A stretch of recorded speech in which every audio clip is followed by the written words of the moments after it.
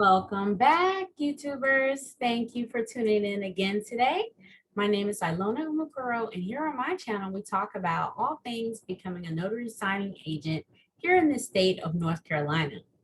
So currently, I'm doing a video series on how to avoid common errors on some documents that often receive common errors. So continuing in this series, today's video, we're going to analyze some common errors that are made on the document, the 4506C. Now, what that document is exactly, it's a tax form that allows your lender to request past tax returns, W-2s, 1099 transcripts from the IRS. And one reason that they do this is to verify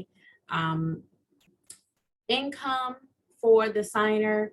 And of course, the signer may submit that information with their application, but one reason that they ask for the actual transcripts from the IRS may be to ensure that there aren't any fraudulent applications slipping through the loop.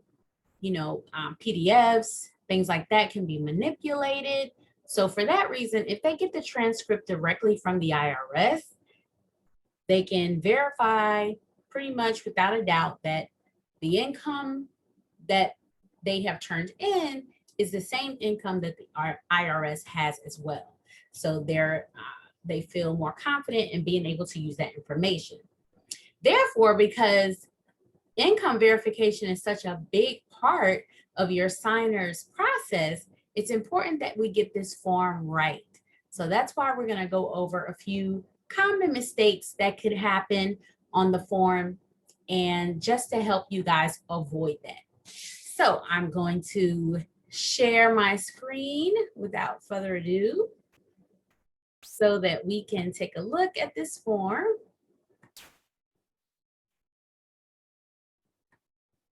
All right, you guys know how I feel about technology working. It's working for us today. So here we have the 4506C. Now this form actually has replaced what was called the 4506T. As of May of 2021, the 4506C became the standard. Now you may actually get a loan packet that still has the previous 4506T and the new updated 4506C. And some lenders may have already had the previous form in their packet and they simply added the new one. If need be, just go ahead and get both forms filled out just to err on the side of caution. And, if your signers ask, isn't this asking for the same information? Yes, it is. You can explain to them if they question it. One form is a previous form, one form is more updated. So we're just going to have both of them filled out and signed just to cover all bases.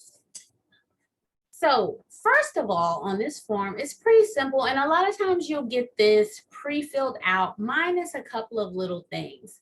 But one thing you want to pay particular attention to is line 4. Because information can change from year to year, signers may change from the information that they submitted to the IRS. They may have an address change.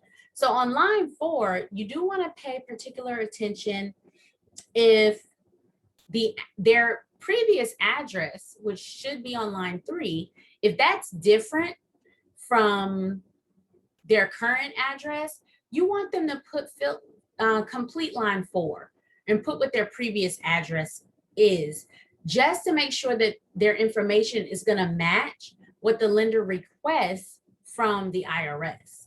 So that's tip number 1. Make sure if their current address is different from their previous address, make sure that they complete line 4. Okay, so that's number 1. Tip number 2 is down below, you'll see this little box. And what this is, it is an attestation checkbox. And you want to make sure that they check this box, because what they're actually checking, it tells you right here, it says, signatory attests that he or she has read the attestation clause and upon so reading declares that he or she has the authority to sign the form 4506C, see instructions. So this little statement right here, they want to make sure that they check this box saying that they have read this. And then, so that's tip number 2. Make sure that you don't turn this in without this little box being checked by your signer. Tip number 3, you want to make sure that they sign it here and date. That's very important. So make sure that they sign and date. And if they're married, if they have a spouse, the spouse's signature and date may go here. Now, some lenders may prepare this form individually. Each spouse may have their own 4506C, and then some lenders may put them jointly on one form. So the primary signer's information would go in the signature line and date and print it below, and then the spouse would go here and print it below, or they may have their own individual forms. So pretty simple, right?